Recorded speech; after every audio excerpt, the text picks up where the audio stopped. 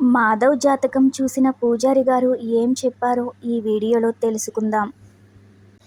మాధవ్ ఇంటికి రాగానే ఇంట్లో అందరూ కూడా చాలా సంతోషంగా ఉంటారు. ఎందుకు మమ్మల్ని వదిలేసి వెళ్ళిపోయావని బాధపడతారు.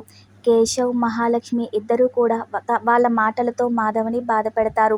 నీ కోసం బృందావనం ఎదురు చూస్తున్నది పెద్ది, లోపలికి వెళ్ళని మహా అనగానే మాధవ్ కూడా ఎమోషనల్ అయి లోపలికి వెళ్తాడు.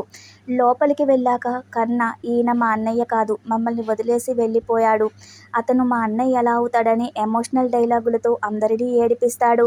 ఇక చివరికి నారాయణ కూడా తన మాటలతో అందరినీ ఏడిపించేస్తాడు.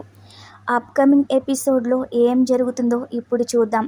మాధవ్ జాతకం నలుగురికి చూపిస్తానని చక్రి మాధవ్ మహాలతో చెప్తాడు.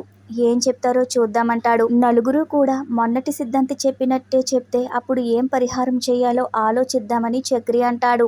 ఇక పూజారి గారు వస్తారు. ఒక పూజారి మాధవ్ని చూస్తూ, మిమ్మల్ని దగ్గరగా చూసిన వారు మీ నిజాయితీని చూసి మిమ్మల్ని చాలా గౌరవిస్తారని, మీ జాతకంలో ఏం దోషం లేదు అని చెప్తారు. మరో పూజారి గారు మాధవ్ జాతకం చూస్తారు. ఆయనైతే, ఇతనికి ఉన్న దోషం ఇతను చేసుకున్నది కాదు, మీ నాన్న మీకోసం మొక్కిన మొక్కు ఒకటి తీర్చలేదు అంటాడు. ఆ కర్తవ్యం గ్రామ రక్షణ అని చెప్తూ ఉంటారు. అది తీర్చండి, పెద్ద కొడుకు భవిష్యత్తు బ్రహ్మాండంగా ఉంటుందని పూజారి గారు అనేసరికి నారాయణ ఆలోచనలో పడతాడు. Thanks for watching our video.